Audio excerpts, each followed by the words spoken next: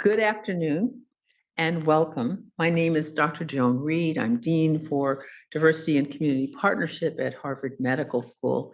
And thank you for joining us today for our Better Together dialogue. Please note that this session is being recorded and live captioning is available. Today's presentation is titled Genetic Diversity in Basic and Translational Research. Before I begin the introductions, a few words about our Better Together dialogues. The dialogues were born from a desire to create a safe space for community conversation, and were created in response and developed in part from the Task Force on Diversity and Inclusion that was initiated by Dean George Daly. Dialogues typically have a guest moderator, facilitator, and speakers, and are based around group conversation.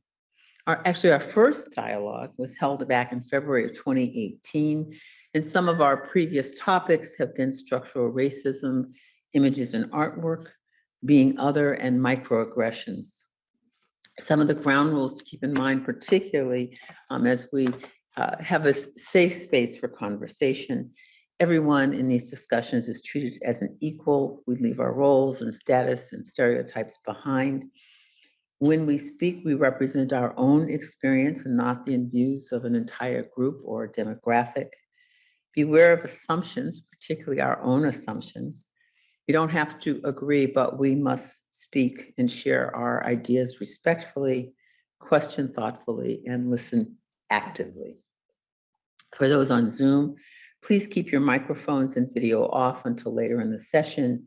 And we invite the audience to ask questions of the panelists using the Q&A, not the chat function.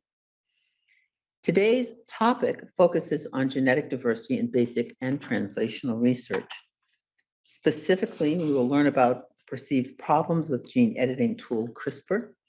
And because human genomes differ individually and by our ancestry, CRISPR may not always edit genomes as intended. Two separate teams of researchers recently published papers on this topic, approaching it from different directions and reaching different types of conclusions, not unusual in science. Representing one team, our first presenter is Sean Mizek. Sean is a postdoctoral associate in the labs of Ramin Baroumkine and Jesse Bowman at the Broad Institute. He completed his PhD in cancer pharmacology in 2020 at Michigan State University, and his research interests are in understanding how genetic variation influences cancer vulnerabilities. Our second team has two presenters. Linda Lin is an MD PhD student at Yale, interested in computational and experimental genomics. She studied biochemistry and computer science at Swarthmore College and is a former member of Daniel Bauer's lab at Boston Children's. She's part of her program's DEI committee and is most excited to participate in this discussion on the importance of considering genetic diversity in research. Manuel Taunun is a PhD student in computer science at the Department of Computer Science at the University of Verona in Verona, Italy, where he earned a graduate degree in biomedical informatics and an undergraduate degree in bioinformatics. His research interests are focused on developing innovative computational methods for predicting the impact of genetic variants on epigenetic elements and CRISPR off-targets. Currently, Manuel is a visiting PhD student at the Massachusetts General Hospital and is a member of the Broad Institute of MIT and Harvard University. And finally, today's session will be moderated by Dr. Latrice Landry. Dr. Landry is an instructor of genetics at Perelman School of Medicine, specializing in developing systems-based approaches to achieving equitable translation of precision medicine and precision public health. She received both her master's degree in policy and her PhD in nutrition from Tufts University, and her doctoral research focused on the interactions between diet and genetics as determinants of dyslipidemia in African Americans in the Jackson Heart Study. In 2018, she graduated from the Harvard Medical School Clinical Molecular Genetics Training Program, enabling her to integrate her biomarker expertise with direct patient care. And she was the inaugural FDA Genomic Medicine and Minority Health Fellow. Dr. Landry has a sincere passion for building equitable systems, eliminating racism from research and medicine, and expanding minority participation and leadership in the biomedical workforce. Understanding that the present moment requires difficult conversations, honest truth, persistence. She's encouraged about the promise of precision medicine and precision public health for all.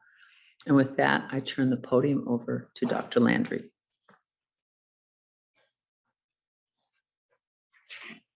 Thank you, Joan, for that introduction. First, I would like to invite Dr. Misick over for his presentation.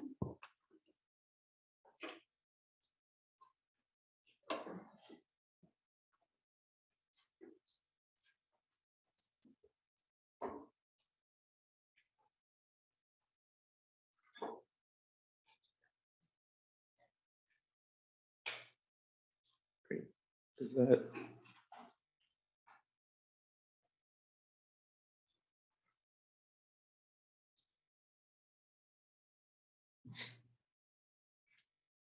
Well, in the meantime, I'd like to thank everyone for organizing this and for inviting me to present some of our research. Yeah, I guess I'm here representing a larger team of folks at the Broad, so I'll list all their names. Okay, great. Yeah, so today I'm going to talk a little bit about one of my research interests, which is just in general understanding cancer genetics and genetic ancestry in cancer. And so one of the major motivators behind me being interested in this research area is summarized in this plot right here. Can you see my cursor? Yeah. I think that this plot is very striking because what this is a plot looking at cancer outcomes in the United States across all cancer types. And it's stratified by ancestry of the patients. And so what I want you to just appreciate from this plot right here is this little dashed line, because what this dashed line means is that the cancer outcomes for individuals of African ancestry today are the same as the outcomes for individuals of European ancestry almost 20 years ago. And so 20 years ago is when we were first understanding the sequence of the human genome. And so we've made a whole bunch of progress in really understanding human health and human biology and cancer biology, and that hasn't really translated equally across all individuals. And so we're trying to understand why this is. And so for sure, there's definitely a large socioeconomic component to this as well. And this is a major problem that many folks are trying to solve. In our lab, we also think that there's a tumor component to it as well. And we think that maybe the molecular makeup of tumors differs across ancestry groups, and this could also contribute to these disparities. And so previous work in our lab has systematically profiled tumors across a range of patients from different ancestry groups. And what our lab has found is that these patterns of molecular features in these tumors differ across ancestry groups. And so the question we have is, do these differences in tumor makeup across ancestry group influence how these tumors behave in the patient? And in particular, what we're really interested in understanding is how specific vulnerabilities in these tumors, so either like different drug targets or different genes that are required for their growth, differ across ancestry groups. And so what I mean by that is, if you just look across patients from different ancestry groups, do their genes require, or do their tumors require different genes for survival? And could this explain why maybe some patients are responding better to certain drugs than other patients? And so in our lab, we use a range of models to study cancer biology, ranging from computer models to study very basic things, all the way up to looking at data from cancer patients themselves. In these sorts of experiments, what I'm going to be focusing on mostly is experiments done using these cell models or cell lines. And the reason why we're interested in using these is just because it's a nice balance of being able to study cancer biology in a cancer cell, but it also gives us a lot of scale so we can do a lot of experiments very quickly. And so what we're really interested in understanding is how, again, does this genetic ancestry in cancer influence how they respond to different drugs and different treatments? And so one question is, how do you even figure out what the genetic ancestry of a cancer cell line is? And the answer to that is it's pretty similar to 23andMe, if you've ever done that, where what you can do is you can take these cancer cells, you can sequence their genomes, and then you have all the patterns of genetic variation within that one cancer cell line. And then what you can do is you can look at the genome sequences from individuals of known ancestry groups, and you can look at the different patterns in your individuals of known ancestry groups and your unknown cancer cell lines, and you can infer what the ancestry is in those cell lines based upon those reference profiles. One thing that was surprising to us when we did this is that when we're looking at about 1,000 different cancer cell lines, which represent a majority of the cell lines that we use in basic cancer research, over 90% of them were from individuals of European or East Asian ancestry. And so the way you interpret this plot is each column here is a different cancer cell line. And the color of each column represents the fraction of that cell line's genome that belongs to a specific ancestry group. And so what you can see is that out of the almost 1,000 cell lines, you have about 900 of them that are from individuals of either European or East Asian descent. Only a minority, about 4% of these cell lines, are from individuals of recent African descent. There are only 4 out of the 1,000 cell lines that are from individuals of South Asian descent. And again, there's only about 4% of these cell lines that are from individuals of admixed genetic ancestry. And so I think what this really highlights is a huge problem in cancer research, because we're trying to use these cell models, which are the basis for a lot of cancer research, to understand what are good therapeutic targets in cancer, and what can we learn about cancer biology. But in reality, these cell lines are not representative of the human population. And so I think this is one major problem that we need to solve if we're going to help move cancer research forward. And kind of back to the main question we're asking, what we really want to know is, are there any genes that are required for the survival of cancer cell lines from specific ancestry groups? And so how do we go about measuring that? So one approach we can take is to use CRISPR-Cas9, which I'm sure many people have heard of before, but if you haven't, basically what you do is you can use this CRISPR-Cas9 system, and you can design this special RNA, which tells it where to go into the genome, and it'll introduce a cut into the DNA at that location. And so you can target this enzyme to specific genes in the genome. And when you do that, you can silence them and knock them out. And then you can figure out if silencing these particular genes makes cancer cells die, or makes cancer cells grow faster. And so, for example, if you design CRISPR-Cas9 to target a gene that isn't essential for the survival of cancer cells, and you knock that gene out, nothing will happen to this cancer cell. If you design CRISPR-Cas9 to target a gene that is essential for the survival of cancer cells, and you knock it out, the cancer cells will die. And then you can go through and you can target genes of unknown function. You can ask the question of, is this gene required for survival, or is this gene essential for survival? So you can do this in the lab quite easily, but if you wanted to do this for every gene in the genome, it becomes quite slow and quite cumbersome. And so a different approach that we like to use, we call pool CRISPR screening, where what you can do is you can take a large flask of cancer cells, and in each cancer cell in your flask, you can knock out a different gene, but only one gene. And then what you can do is you can grow these cells for a long period of time, and it's like a survival of the fittest type experiment.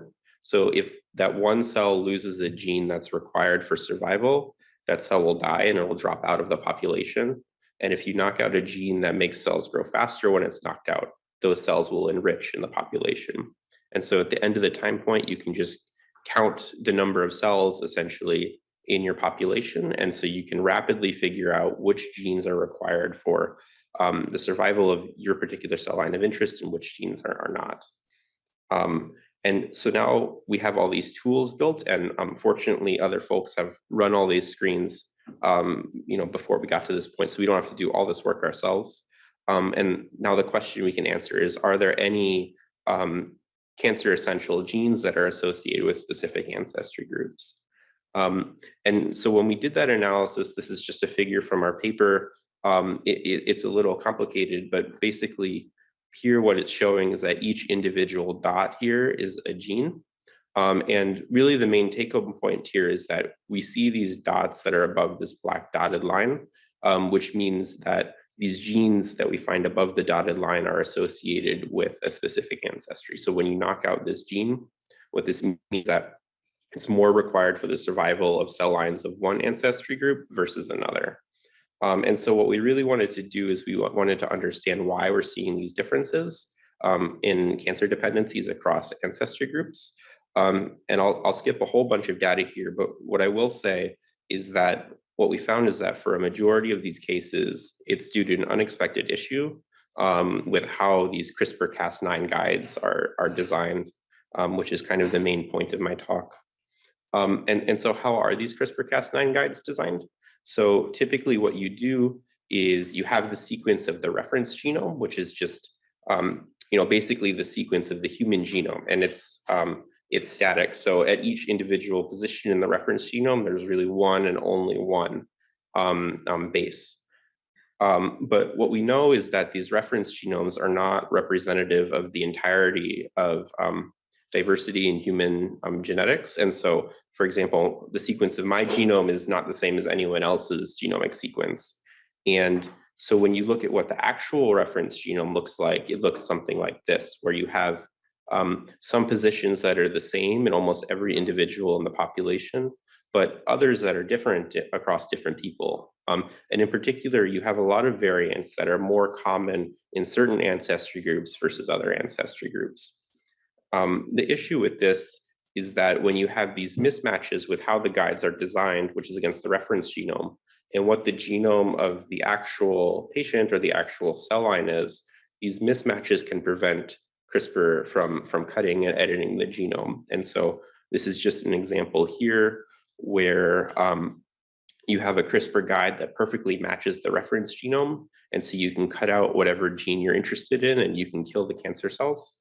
But if you have a situation where you have a mismatch between your guide and the genome of the cancer cells, that'll prevent the guide from binding and it'll prevent Cas9 from cutting the genome. And so you got no genome editing and the cells won't die. And so what this suggests here is that a lot of these are simply because when we're designing these CRISPR guides, we're not accounting for genetic diversity across populations. And so what we really wanted to do now is we wanted to understand just how important is this in each individual? And more importantly, how does this differ across ancestry groups in the population? And so what we did for this is we took whole genome sequencing for about 75,000 individuals. And what we did is we just said, how many variants in each individual map to locations where we're trying to design these CRISPR guides? And so what we did here is we designed 1 million random CRISPR guides scattered throughout the genome. And we said, okay, in each individual, how many of these guides are affected? And so what we found, surprisingly, is that in general, about 2% of these guides are affected in each individual. But what was surprising to us is that individuals of African descent had more guides that were affected than individuals of other ancestry groups. And so what this suggests is that this laboratory technique that we use in virtually every field to answer almost any question you want is working less effectively in cell lines and individuals of recent African descent than individuals of any other ancestry group. And consistent with that, what we did is we looked across many common CRISPR libraries. So these are just collections of CRISPR guides that people like to use for these sorts of high throughput experiments. At the Broad, they're named after wines, and at other locations, they're named more logically. But what we saw is that across all of these libraries that people are using in experiments today, these guides are less effective in individuals and cell lines of African descent than in cell lines and individuals of other ancestry groups. As one approach to try to tackle this, some individuals design libraries to try to avoid regions in the genome that have high variability across populations. But even with that, we still see this bias where these libraries are less effective in individuals of African descent than individuals of other ancestry groups. And so what we really wanted to do is we wanted to try to design a library that is equally effective across all individuals. And so I won't get too much into the details, but we redesigned some of the algorithm that was used to develop these guides. And what you can see here in this bottom CRISPR library is that we're able to, if we just spend a little bit more effort, we're able to create these CRISPR guides that are equally effective, in everyone. And so why is this, and why do we see that these CRISPR guides are less effective in individuals of recent African descent? The answer is probably that genetic diversity is just much higher in Africa than it is anywhere else on Earth. And so what you can see here is a plot of the number of variants per genome in individuals from different regions of the world, taken relative to the reference genome, which admittedly has its own problems. And so what you can see here is that generally individuals have about 4 million variants in their genome that differ from the reference genome, but individuals from Africa have around 5 million variants that differ from the reference genome. And one reason for this is because, again, Africa is, individuals of recent African descent are more genetically diverse than individuals from any other ancestry group because of likely the bottlenecking, many years ago when individuals migrated out of Africa and into other parts of the world. And so now what we're really turning our attention to is trying to take approaches to help solve this issue. And this is definitely a large issue, and we can't solve it alone, and it requires a lot of people from many laboratories to help solve this problem. But two things we did is first, we're trying to make it easier to design better CRISPR guides. And so what we're doing is we're working with teams at the Broad Institute to help redesign some of these CRISPR design algorithms. And so we're helping them by, helping incorporate data from human genetics and understanding how differences from the reference genome may influence where you want to design CRISPR guides. And so from a scientific perspective, hopefully in the not so distant future, when scientists go to design CRISPR guides to answer their own scientific question, they'll be taking this into account. And the second thing we did is we're trying to make it a lot more accessible for everyone to really understand the issues with how they're designing CRISPR guides. And so what Aaron Fultonier, who's another scientist in the lab, and Leah did, is they designed this interactive website / tool where if you're doing CRISPR-based experiments, you can just plug in the guide that you've designed and really understand if that guide is going to have any bias towards one ancestry group versus another. And so this website's really designed so that scientists can come in and help design better CRISPR guides. And it's also designed in such a way that really anyone can come in and you can, browse it and maybe like learn a little bit more about what things we found in our paper. And so I think this is where I'll end. And I have maybe two important points from this talk. I think the first is that the cell lines we use in basic cancer research are not representative of the entirety of the human population. And again, we're trying to study cancer, which is a disease that affects potentially everybody, but we're only studying it predominantly in European, East Asian cell lines. So we're missing a lot. And number two, there's an ancestry bias in all CRISPR-based experiments. And this bias is disproportionately affecting individuals of recent African descent. And this bias in CRISPR-based experiments sort of transcends cancer research, and it affects really any type of research that is using CRISPR as a tool to study genetics. And with that, I'd like to thank my advisors, Ramin and Jesse, And in particular, I'd like to thank Erin Fultonier, who's a research associate in the lab, who's done a lot of this work. And I'd like to thank our various collaborators.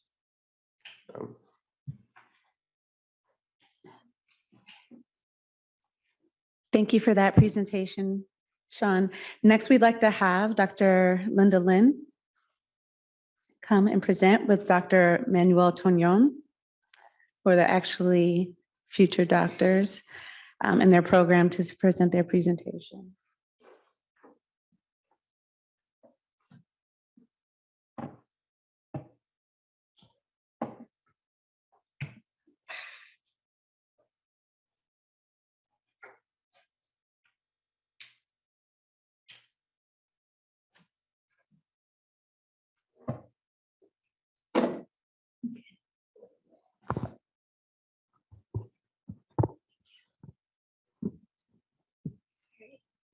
Hello, my name is Linda Lin.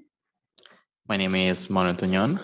And today we're excited to present our work on how human genetic diversity can alter the off-target outcomes of therapeutic gene editing.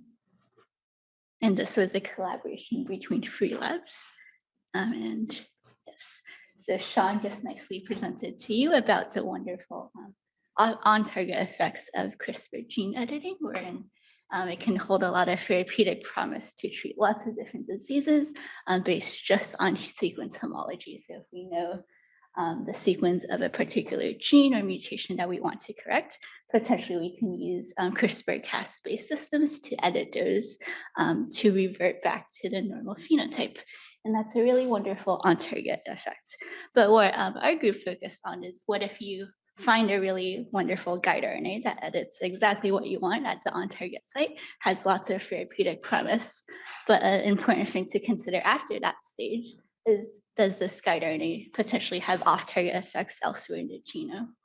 And this is important because we want to make sure that the therapies that we develop are not only effective at doing what we want them to do, but they'll also be safe and not do things that we don't want them to do.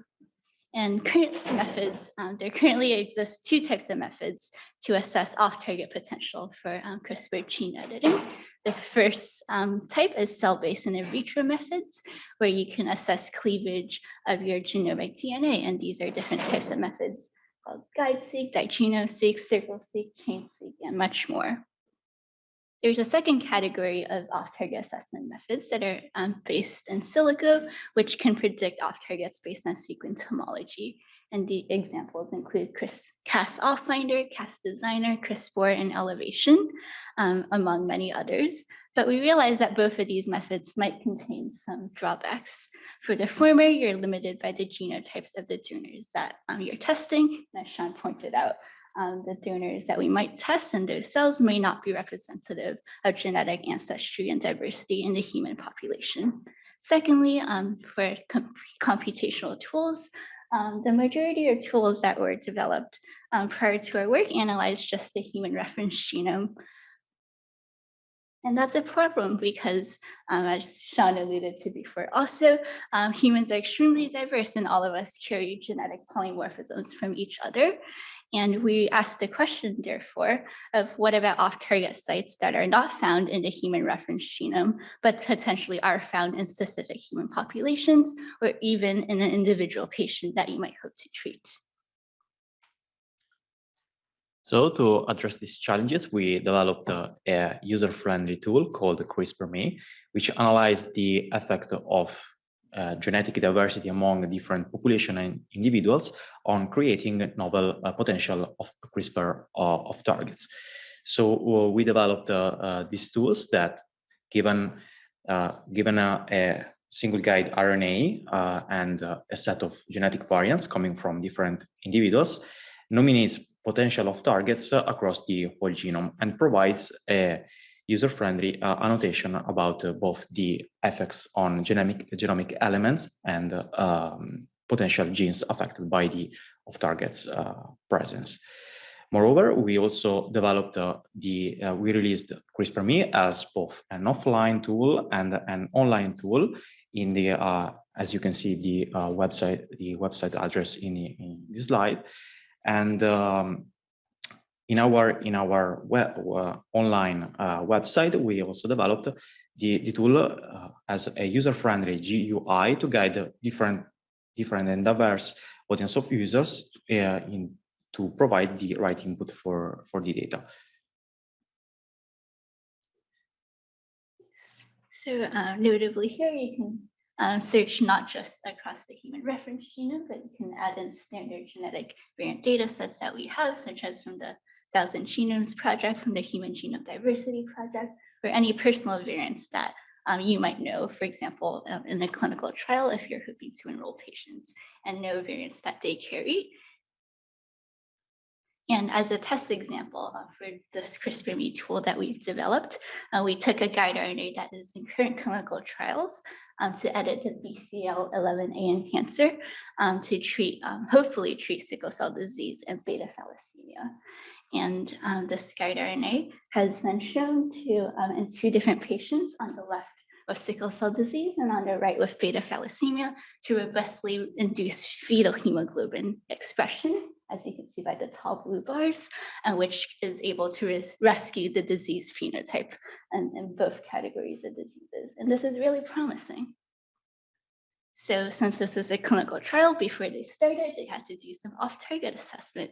And you can see in the boxes here that this group used 2 different types of approaches. The former is computational, and the second is laboratory-based using GuideSeq. And out of this, they nominated 223 candidate off-target sites and identified no observable off-target editing at all 223.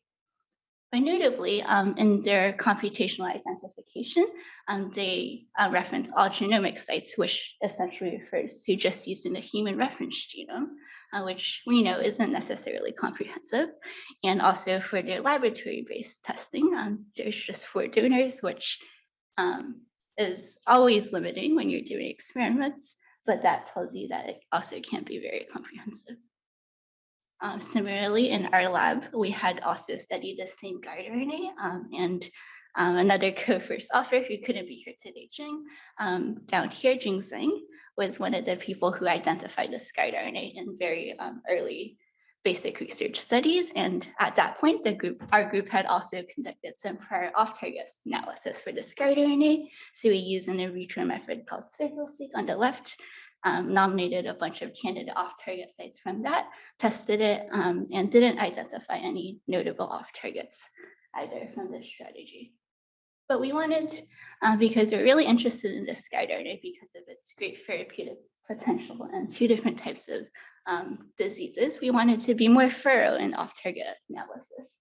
So we tried testing this guide RNA with CRISPR-Me and ran it through with the different variants from the 1000 Genomes Project.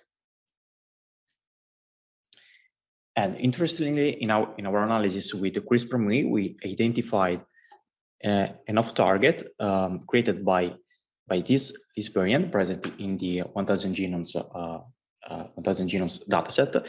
And we can see in this plot that the introduction of this variant creating a novel off-target that is not found in the reference genome, the red dot in this plot. And we also can observe that this variant is also inducing a dramatical increase in the cutting frequency determination score for this off-target. So we decided to focus in on this off-target and experimentally assess it because its empiric predicted CFD score was nearly 1, which is what you would expect for on-target editing. So if we just take a look at this variant itself, we can see that it's located on chromosome 2, which happens to be the same chromosome as the on-target site for this BCL11A editing strategy. And notably, as you can see, it's in an intronic sequence of CPS1. And notably, as you can see in the bold and blue down here, in the reference genome, which is in black, it has a TGC sequence in the PAM position. But upon introduction of this variant, we convert to a TGG PAM, which is one of the canonical PAMs that the SP-Cas9 system is able to recognize, bind to, and potentially cleave at. And then if we take a look at the distribution of this genetic variant across the human population, we find that it's present at around 5% in African ancestry populations, definitely present in ADMIS populations, Latino, and so on. So we wanted to focus on this variant, and we were very lucky to find a donor who is heterozygous for this variant, as you can see over here. So they have one allele that carries TGC in the PAM position, and a second allele that carries this TGG PAM that SPCAS9 is likely to be able to recognize. And up here, we have aligned the candidate off-target sequence, which you can see in the mismatched colors in lowercase, carries free mismatches that are mostly distal from the PAM.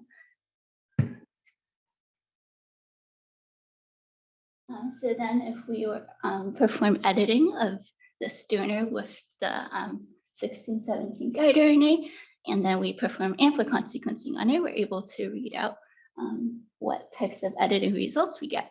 And first notably, we get around 52% of unedited TGC allele reads, and then a dramatic drop to only 42% of TGG unedited allele reads. And in a perfect system, you would have no off-target editing, so you would be expecting 50-50 of each. But there's only 42% of the latter. So we take a look at the rest of our reads, and you can see pretty notably that almost all of them contain the G allele, and then there's something weird going on over here. So we have red boxes indicating insertions, and the gaps or dashes indicating deletions in the genome, which are off-target edits that we don't want. And all of them correspond to either the G variant allele, or they're indeterminate because the entire region got deleted.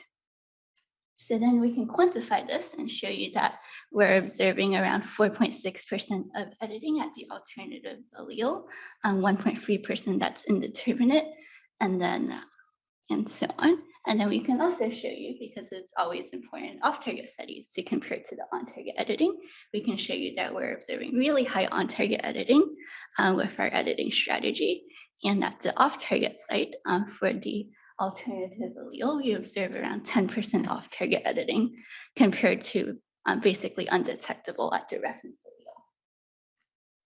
Then to confirm that it's indeed true what we're saying, we perform the same experiment and reference homozygous donors who don't carry this variant, wherein we could see we similarly achieve high on-target editing and don't see any off-target editing because these donors don't carry the variant allele.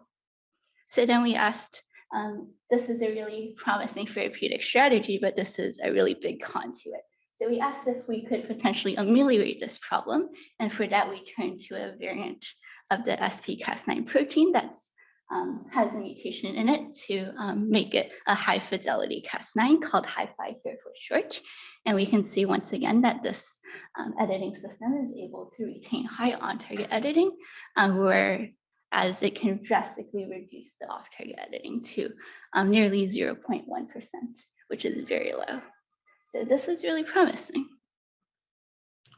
Then, because as I had mentioned before, the on-target and off-target sites happen to be on the same chromosome, we realized that potentially it could lead to larger rearrangements in the genome if you simultaneously cleave on both sites on the same chromosome. So we designed some primers that can test that. So this is our on-target site on the left and our off-target site on the right. Now we could design primers that would amplify around both of these regions. And down here is depicted what would happen if you flip the entire region, what we call a paracentric inversion. So then we could amplify out these theoretical inversion junctions and see if we do see anything. We did that on both for the forward, which is this left site, and reverse, which is this right site over here. And both our reference heterozygous and our reference homozygous donors, using both our wild type and our high fidelity editing strategies.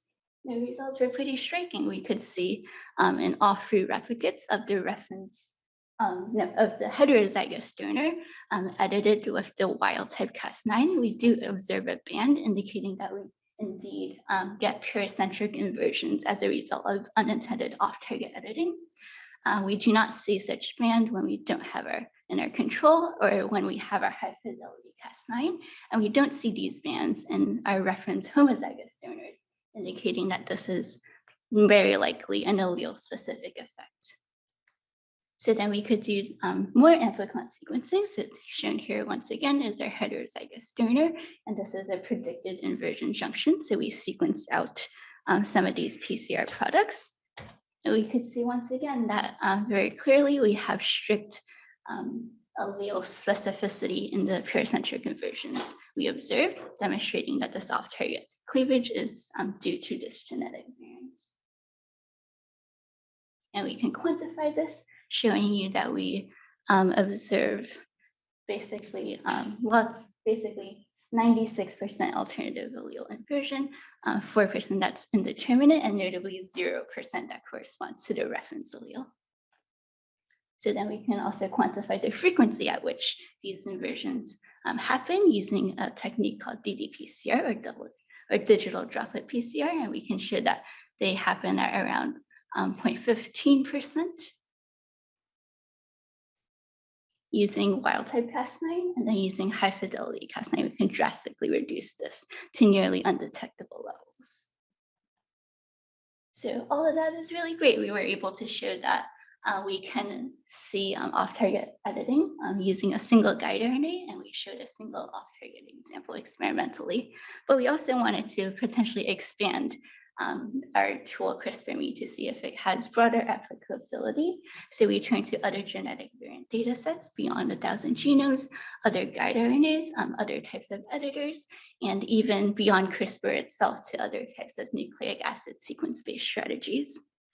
And first, two examples that we played around with are on the left, editing at the gene PCSK9 with an adenine-based editor, which is in vivo, which is in current preclinical studies to treat hypercholesterolemia. And the second on the right is editing the gene CEP290 with S8Cas9, so a different variant, to treat congenital blindness, which is in current clinical trials. So in this example, we analyzed the results obtained by using CRISPR-Me and analyzing the potential of targets introduced by 1,000 genomes variants for the guide RNA targeting the PCSK9 genes.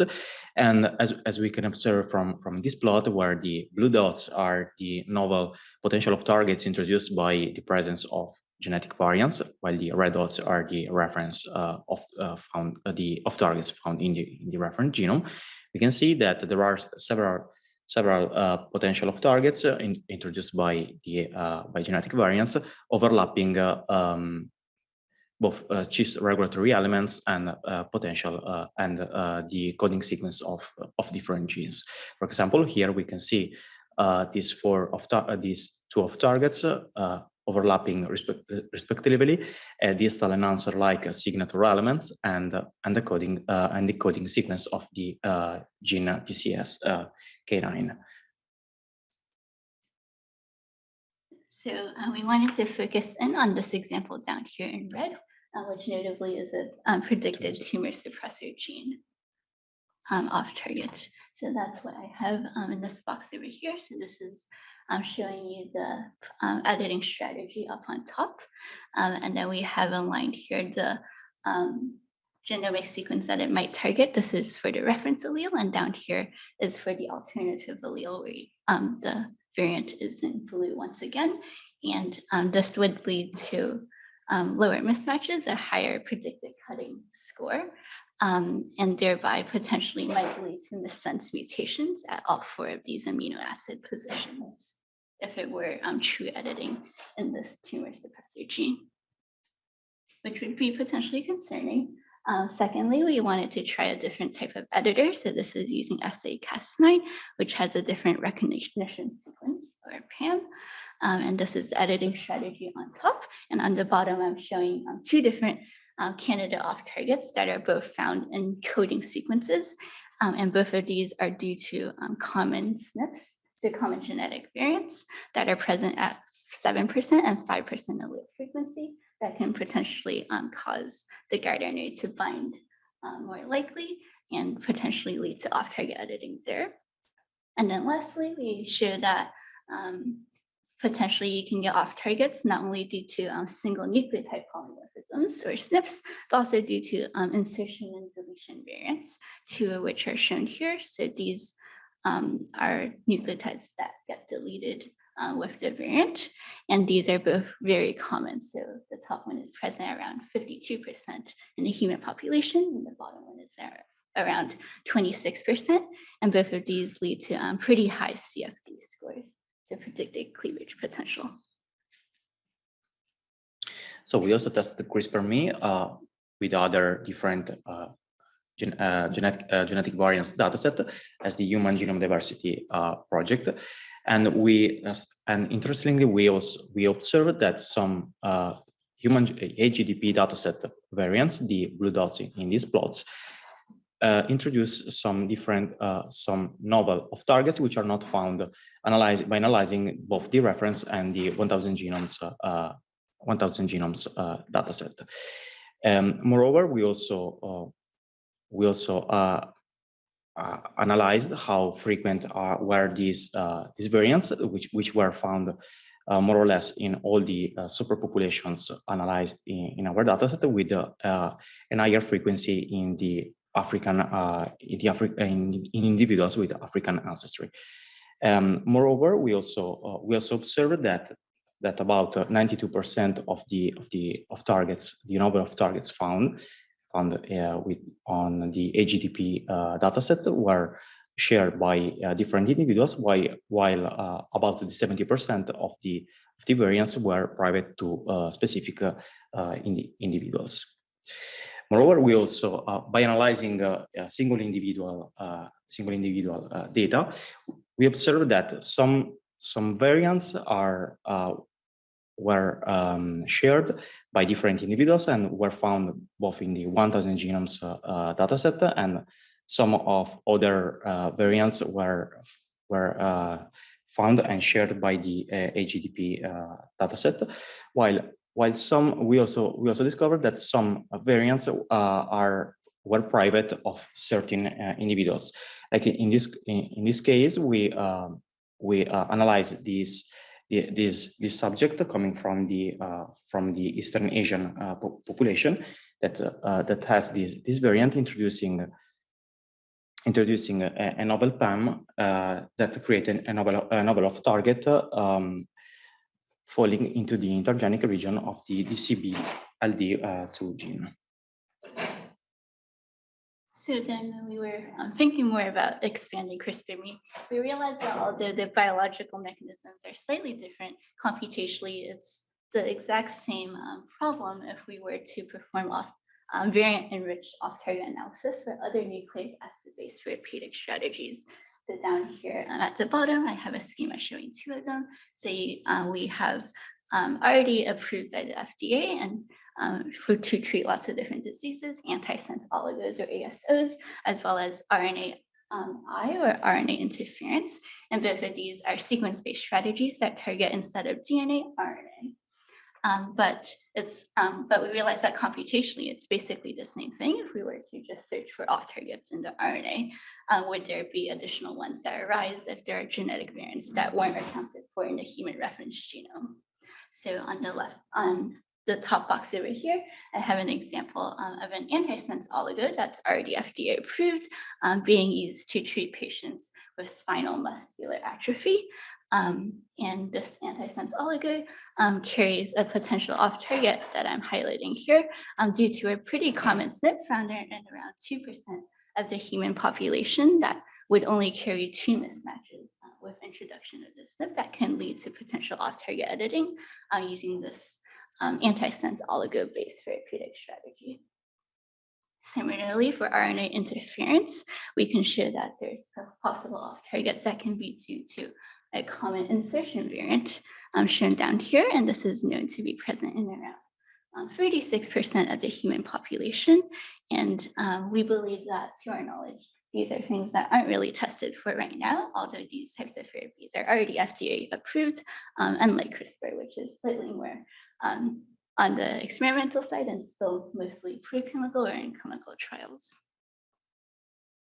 So in conclusion, we've developed CRISPR-Me as a user-friendly tool that can allow for off-target nomination that is able to consider both population level and personal genetic variants to hopefully allow for greater safety when we're developing such therapeutics. And we show an experimental example of how variants can alter gene editing outcomes, where for our example of choice being BCL11A editing, wherein around 10% of sickle cell disease patients of African ancestry may carry this alternative allele we highlighted, thereby creating an off-target that was never identified in any prior studies. And the most important point that we would like you to take away is that we suggest that it could be really important to consider human genetic diversity when developing therapeutic genome editing strategies, as Sean also nicely pointed out in his talk. And we provide for the off-target side of this therapeutic pipeline an easy way to potentially assess off-targets in the context of variants via a website over here. And then to basically draw it out at a broader scope, just to recap, we were really struck by being able to find this off target, and we wanted to ask why was it missed?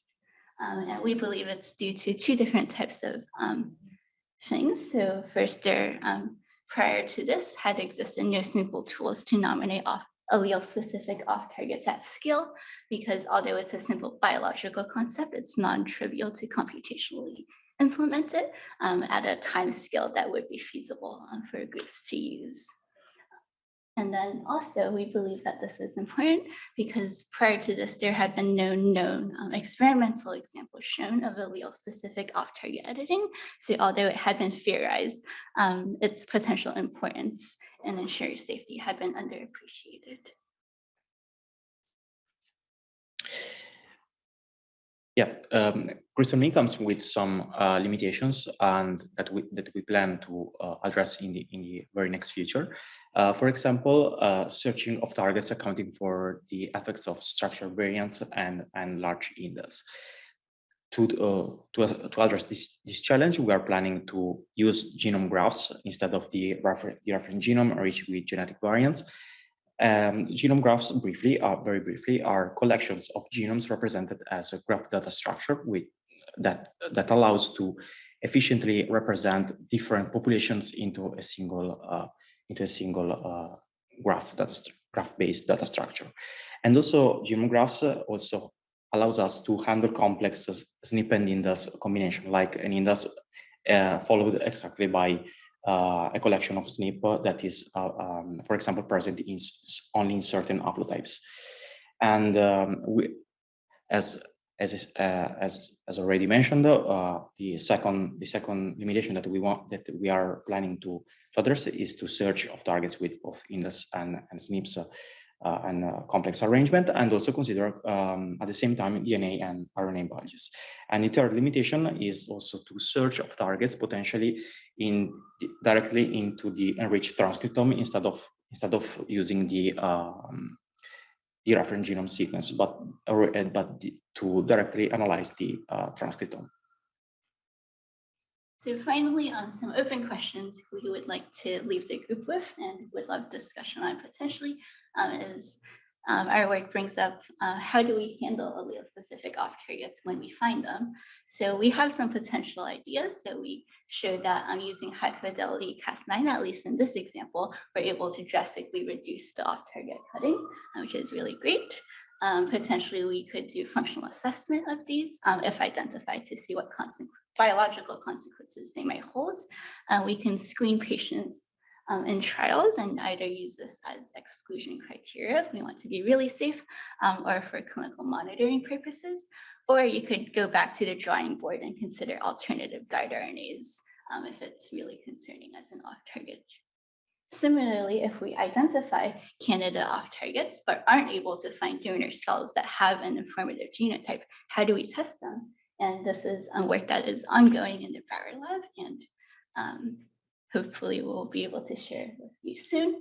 And more importantly and more broadly, how do we balance for safety assessment with access of such genome editing strategies? And we know that they're already really costly and potentially prohibitive, but we want them to potentially be able to help lots and lots of patients in the future. And finally, we'd like to thank the wonderful people who helped us. So up here are Samuel and Jing, two other co-first authors of this work. And I thank our PIs, Roselva, Dan, and Mika at the bottom. And thank you all for listening and for the invitation to be here. Thank you very much. If you can both take your seats now, we'll get ready and start it for our Q&A session. For those of us who are joining remotely on Zoom, we ask that you enter your questions into the Q&A box as opposed to using the chat. This will allow us to capture your questions. Feel free to also raise your hand, and I will, using the Zoom raise hand function, and we will also try to identify and answer your questions. For those of us in the room, feel free in a good old-fashioned way to raise your hand and ask your questions. We have some burning questions, and I'm going to give the mic to Dean Reed to open us up with our first question. I thank you. And this is going to be a very simple question. I'm a pediatrician. This is not my area of expertise, but for a period of time, I served on the Secretary's Advisory Committee for Genetics, Health, and Society. And some of what I want to ask now goes back in time when we had similar questions, when we were building out what we now are calling this reference that had largely European and Asian. At the time that it was mostly European, now European and Asian, but left out African. And it was something that was raised many years ago as an issue. Never really got fully addressed. I see these sort of alternative sort of diversity things, but never got fully addressed. And wonder if you could speak to the issue of why haven't we, and should we address the issue that we have developed reference systems that have admitted such a large part of the world's population. And as we look at mechanisms to go around it, we still are not addressing the fundamental problem, as I see it, of even calling something a reference that is not truly a reference to all people.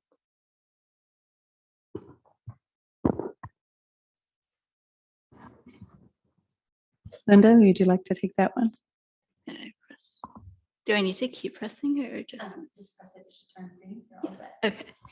I'll take a first stab at this. So I think I definitely agree. I think that the current reference isn't representative, and like a large scale critique I could have of our own work is that it's partially a band-aid solution on a much bigger problem, because what we're doing is we're enriching the reference genome and trying to compute from that possible off targets that we might have. And I think a much better way that Manuel had alluded to, and which a wonderful consortium of people are currently working on in the beginning stages of, is developing potentially a better reference in the form of a graph genome, where you can represent not just the linear DNA sequence of a single individual, but have different branches that go off and represent those of lots and lots of diverse individuals.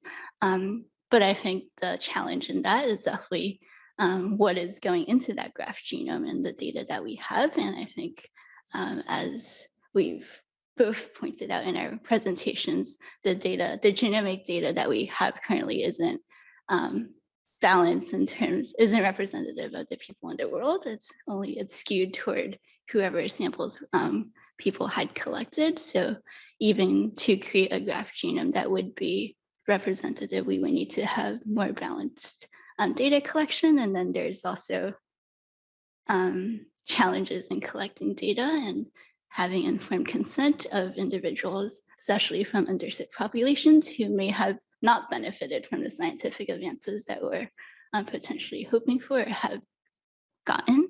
So I think that was a bit wandery, but I think at the moment in the present time, before we can advance a lot, these Band-Aid solutions are useful. But I think personally, I'm a big believer in potentially creating a better reference genome in the first place in the form of a graph genome that would hopefully be more representative and have its input data be people from lots and lots of diverse ancestries that is hopefully representative of the global population and not skewed toward whoever is easier, because I think that's how the reference genome came about, is who signed up to collect their samples in North New York, I think.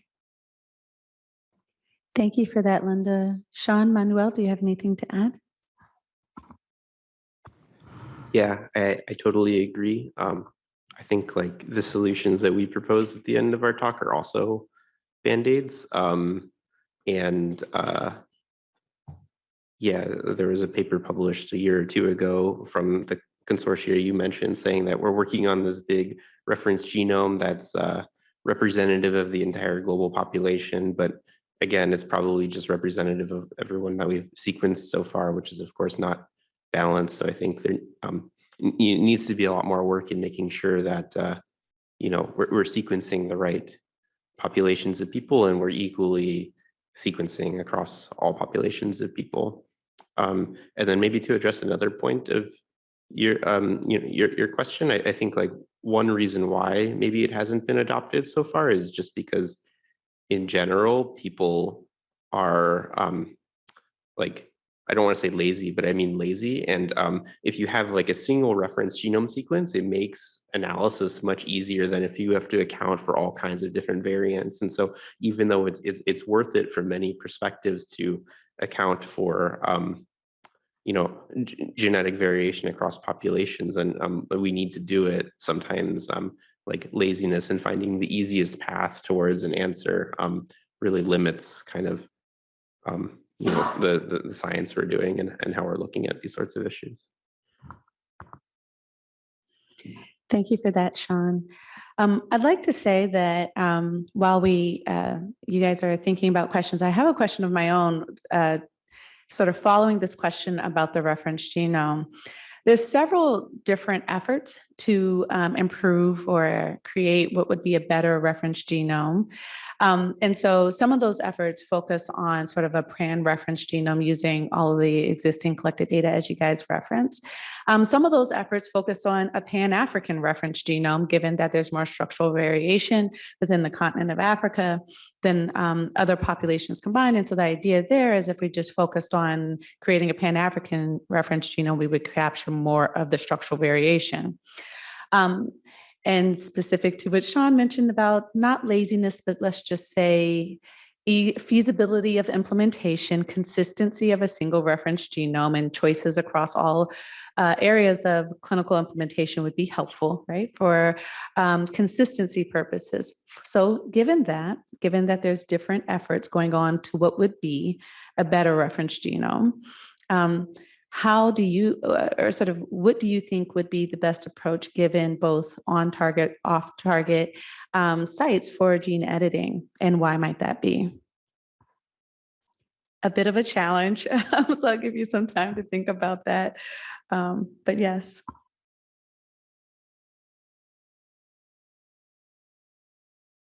I'll take a stab first. So I think that the biggest limitation, at least, or one of the biggest limitations in my view, is just feasibility or usability, I would say, because even like ignoring the pan-genome and so on, even for just a standard reference genome, I think on the clinical side, people still often use an older version that's not as great as the one that we have that was released many years ago already. So I think even getting people to translate to a just improved version of the standard reference genome has been challenging. So I think an important effort will be to make it more feasible for people to adopt these new innovative solutions, especially if we're going to pan-genomes, which are definitely more computationally complex. I think it's really important to develop tools that will enable people to use these easily and fit them into their existing workflows easily. So there's less of an activation barrier to have people, both basic researchers as well as clinicians, adopt them. So people will hopefully not be lazied out and be able to adopt what we believe is a better genome that will hopefully have less off-target effects, from our perspective, as well as have better on-target effects for all populations and not have it be such a big barrier. So tools. I think like towards that barrier point too, maybe within like the last 5 years or so, a lot of the computing we do has switched from, this is more technical, has switched from doing it on our own, like supercompute, like the Harvard supercomputer, the UPenn supercomputer, the Yale supercomputer has switched to doing it a lot in the cloud, which makes it easier for everybody to share the same sources of data as well. So we no longer need to all like do our own computation with the reference genome and get the format just the way we like it. Instead, we could just share, like large groups of teams could just share the same sort of reference information stored in one place in the cloud, and then we all access the same sort of stuff. So it'll kind of streamline a lot of those processes. So I thank you for that. For what I'm inferring is that the best reference genome to use is the one that people will use. And to Sean's point, the best way to achieve that is maybe to have something implemented on a like infrastructure that everyone's pulling from. Therefore, it's not an individual choice. It's a part of the infrastructure. So thank you for that. I also have another question that's come in from online that says, have the panelists seen the recent National Academy's document using population descriptors in genetics and genomics research? If yes, what are their thoughts? It seems to be an important document for researchers, and I believe they have suggestions such as using the term genetic similarity versus genetic ancestry. And so I'll first ask if you've seen the document, and if not, then I think to this questioner's point, the issue is about the framing of the research on focus on genetic ancestry. And do you think that that's an accurate term, or a term of sort of, to Sean's point, laziness, sort of it's the default term? And do you think genetic similarity may be a better term for your type of research?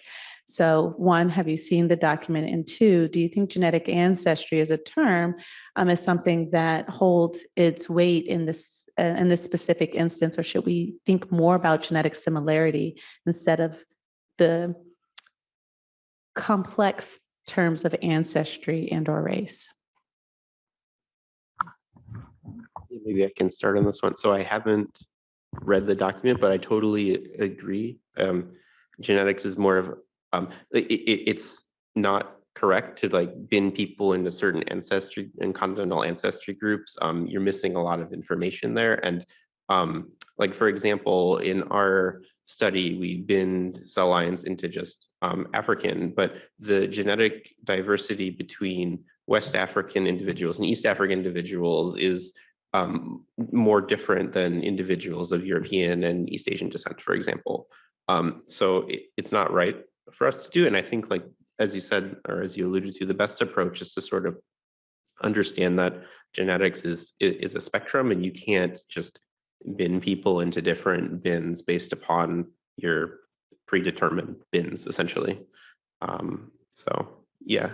And then I think, like, you know, as we're sequencing more and more people, if you look at some of the plots from the papers, you realize that it's not just individual groups of dots in those plots, but rather it's this like swath, and all the dots are actually connected.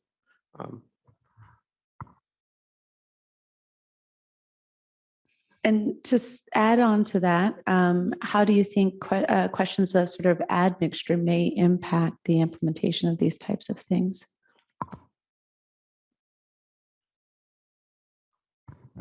Yeah, that's an important consideration as well. So in our study, one thing we did is we looked at each region of the genome in each individual cell line, and we asked the question of like, in this particular region of the genome, is it more like, which ancestry group is it most similar to? Which again has the issues that we just discussed, where, you know, we can't really bin regions of the genome into different ancestry groups.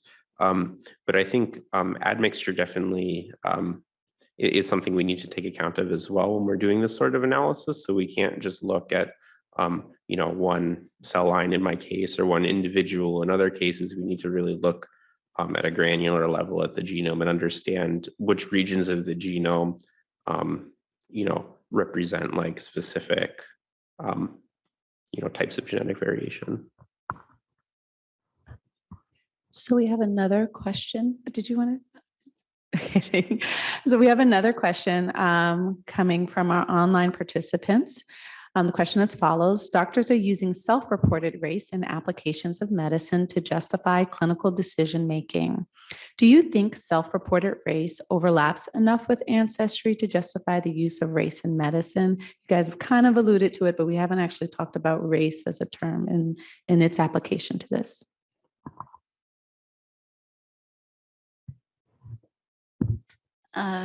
No.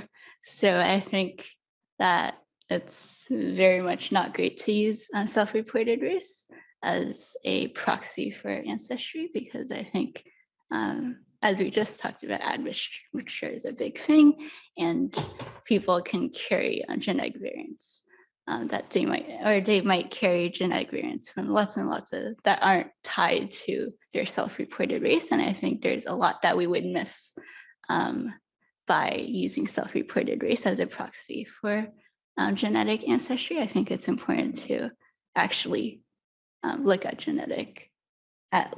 the person's genetic variants themselves instead, rather than using a superficial proxy for it that may or may not be accurately reflective. And I think as it applies to our work, one way that we really believe it applies is that we, in our initial work, we basically did really broad strokes using publicly available genetic data, and all of those, all the cell lines that went into that had known races, not self-reported, but we used those as broad groups. But we believe the more important thing is at a clinical trial level to individually test a patient's genetic variants to see if they might carry possible off targets.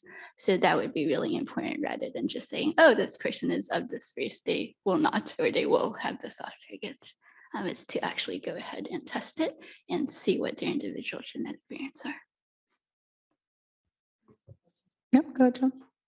I have a follow-up question to that, and it's not on the level of the genetic testing versus race, because I think it's very clear from here, but wondering if you could speak to when does race or the social categorization come into play for understanding? So in other words, are there populations that do not have access to testing, or the results from this that are not genetically necessarily based, but the social constructs may determine who has access and who doesn't have access? And to information, to the test, to the therapeutics that might get developed and those kinds of things. And can you speak a little bit to that bridge? Yeah, so just as you guys think about it, I think, as I understand the question is, when might we use aggregates? So for instance, continental, and then therefore race proxies, especially given that not everyone will get sequencing and not everyone will not all of this gets implemented in clinical trials. When might we be able to use these proxies and get to a fairly accurate response or sort of utility of the instruments? Or is there?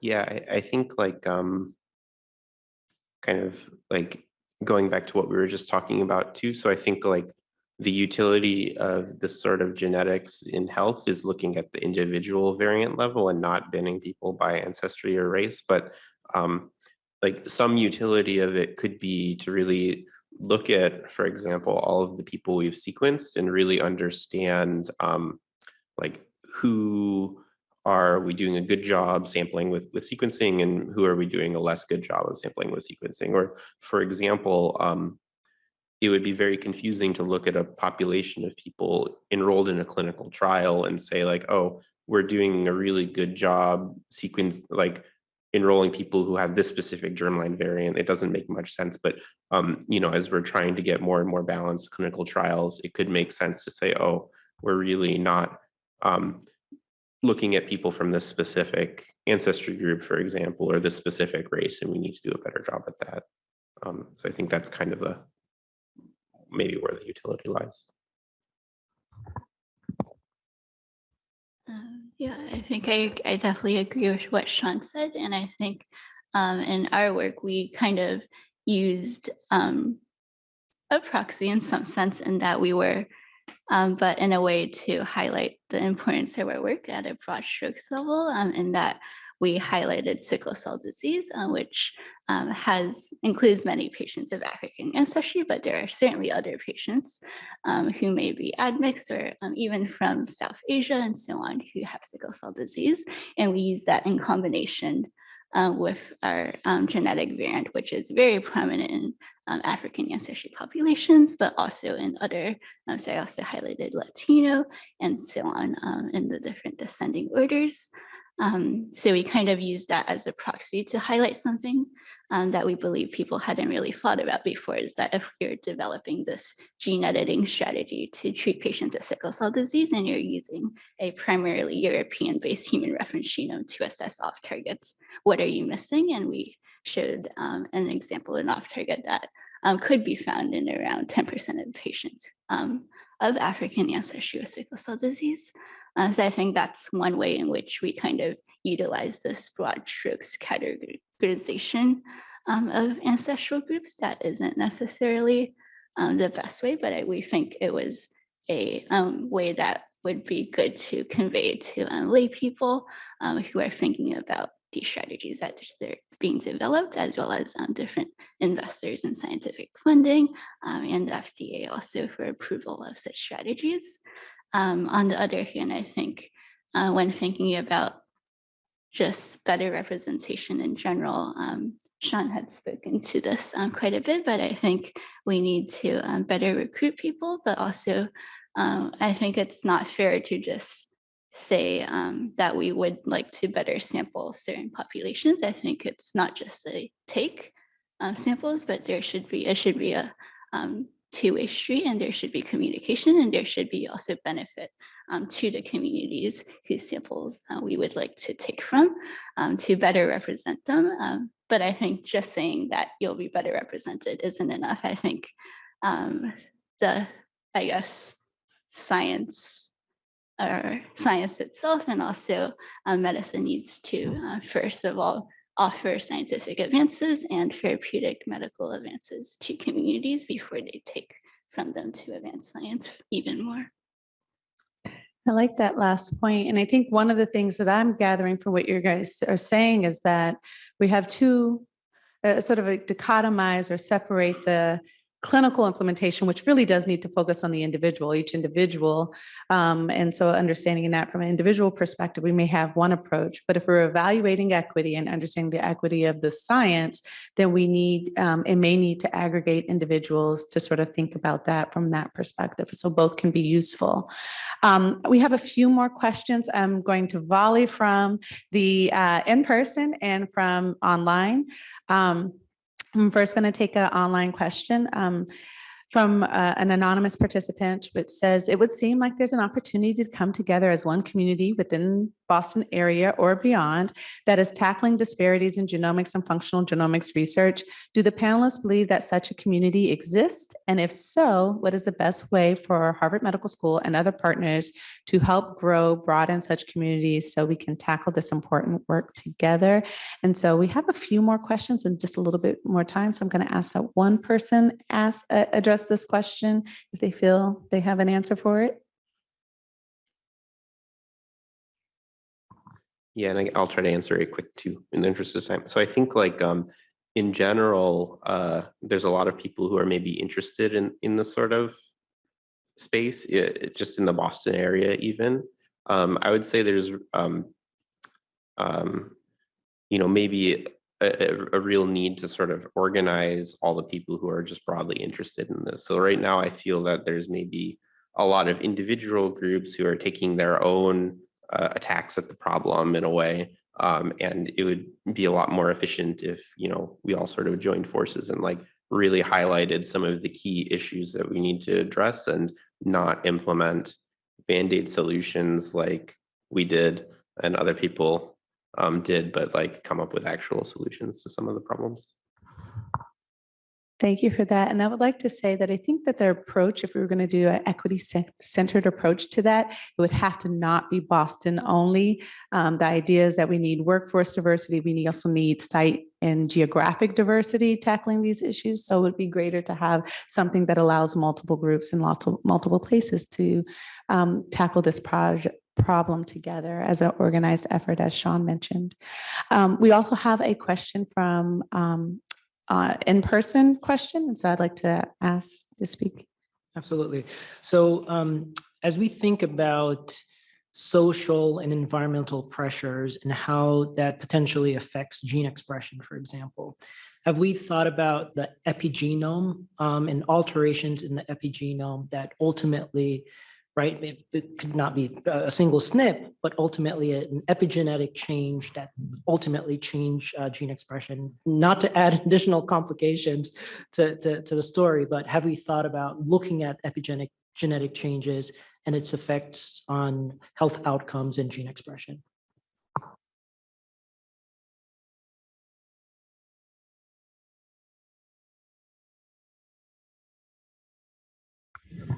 I will say epigenetics is like far beyond what I usually work on. There's definitely a very broad interest in understanding, epigenetics versus genetics in the context of many of these diseases that people are working on. So like in one example, some paper I read like a year or two ago, people are really interested in understanding rates of cancer in individuals of East Asian populations who are living in Japan, and then those who lived in Japan previously and moved here, and those whose parents moved here, really understanding that. I think there's maybe relative to some of the genetic studies that have been done, a lot more limited data and understanding, but I think it's very interesting too, and I think we need to do a lot more work there. I think similarly, not personally, but there are wonderful people out there who are looking at that type of question, and especially as I'm familiar, there's lots of people looking at, or not as many as we would like, but there are people looking at the effects of environmental toxins and exposures, for example, in one's neighborhood, and how that can affect health outcomes going forward, and such things like that.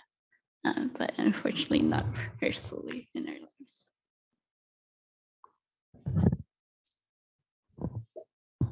Yeah, I definitely agree that looking also at the epigenetic modifications induced by both the environmental and also, I would say also the social environment are crucial to better understand also how these factors actually affects our genomic environment, our individual genomic environments. As both Sean and Linda mentioned, there are different groups out there studying this, and especially about, for example, the pollution, which is a very big issue that we know that can modify, for example, the both the sequence itself and also the epigenome of people. Currently, there are, for example, some groups in my home university, in my home country, which are studying for example, the relation between epigenetic modification induced by pollution and the onset of neurodegenerative diseases. So, given this project that are currently ongoing, I think that in the very next future, we will have some kind of data that we could integrate also in our analysis about the potential creation of new on targets created by maybe the epigenetic modifications happening on the sequence. For example, the simplest one that can be taken into account could be, for example, histone modifications that can open new regions that are usually closed and potentially offer new off target or on target for the SPCAS protein, and or, for example, methylations that we know that in some way preclude the opportunity for the CRISPR protein to cut and also to other proteins to affect the cellular environment, I would say. Thank you for that question. It's always sobering to think that here we're talking about a single tool, gene editing, on a single level of our central dogma, which is on the genome, but there are other aspects of genetic translation, including expression, and therefore the system gets more complex. And so thinking about the levels of complexity makes me think that the title of this series, Better Together, is very necessary. We have one more question from our online participants regarding, or the question reads as follows. It's a little bit more on the sort of background understanding of what causes the structural diversity of the African continent. And the question reads, is it an accurate summary to say that the reason there is greater intra-African genetic diversity than those outside combined is due to genetic bottlenecking of other gene pools that later emerged? And then the follow-on is to assume that there are long-standing separate gene pools across South, Central, West, and East Africa.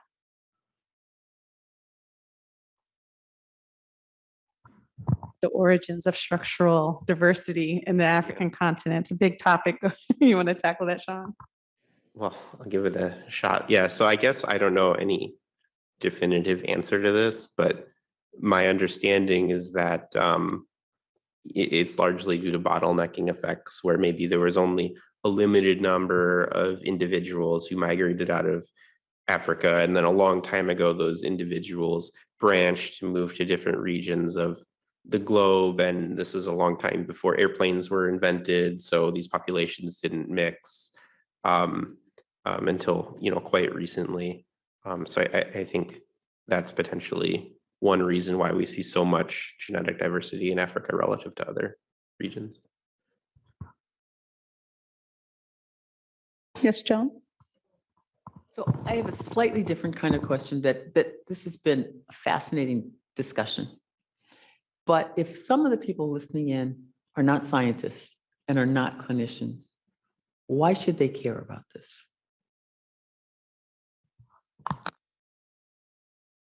That seems like a question that each panelist might have an answer for.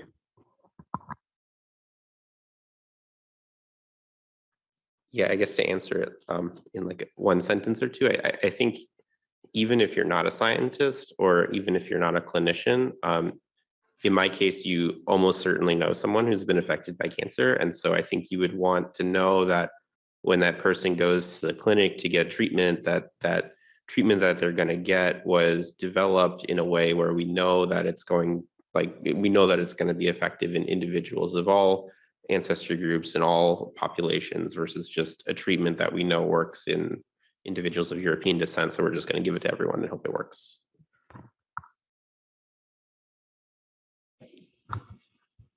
Definitely agree with what Sean just said. And then I think on our side, when studying off targets, we want to make I think we should care because we want to make sure that when you or a loved one or anybody goes to have any type of genetic therapy, that the side effects will not be unequally distributed based on your genetic background. And I think we want to make sure that all the therapy, I think in an ideal world, I would like to make sure that all the therapies that are FDA approved will be equally safe for all the patients that we're treating, and we're not missing anything because we don't have data or we aren't considering that from specific populations.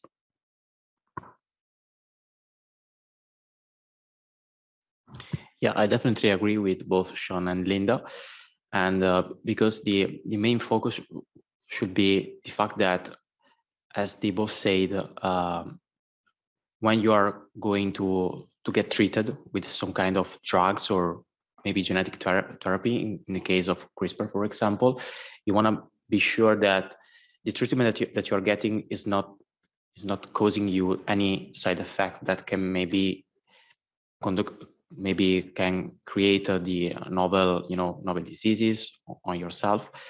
And I think that the So this is fundamental to also take into account the diversity that we have in our full population, in our whole population.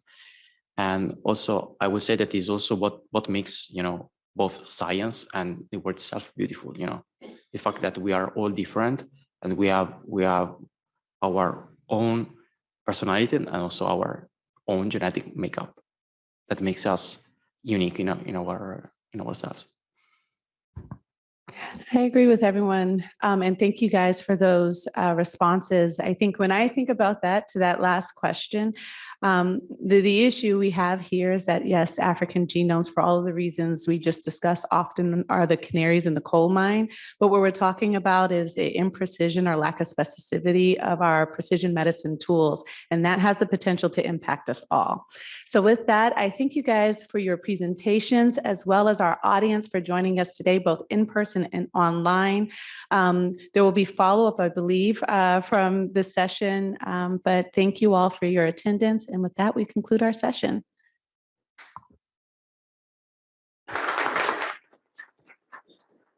So I want to join Dr. Landry in thanking you for the presentations today. Really enlightening, open more questions. And I think that's part of what science is. We should always walk away with more questions. But exciting to see the direction being taken, and the realization as we are doing the research that how do we ensure that our advances don't create more inequity, but actually are done in ways that take into consideration the imbalance that we have and the lack of access that we have, so that all can benefit from it. So thank you for the work. Thank you for your consideration. Thank you for those who have joined us in person and joined us by Zoom. There is a poll for those who are on Zoom. It'll show up on your screen briefly. Please take that poll to help us. There is another dialogue that's coming up on Friday, May 12th from 10 to 11. That will be another hybrid, both in person and Zoom, and it involves a history and the legacy of slavery report. It will include a documentary, but it will give us an update on what is happening at Harvard in terms of that effort. And we'll be joined by Vice Provost Sarah Blight, and also the Executive Director, Rashana Moore Evans, who will be leading the discussion, and also joined by Dean Daly. Thank you for being here. Thank you, Dr. Landry. And look forward to learning where this goes next. Thank you. Bye-bye.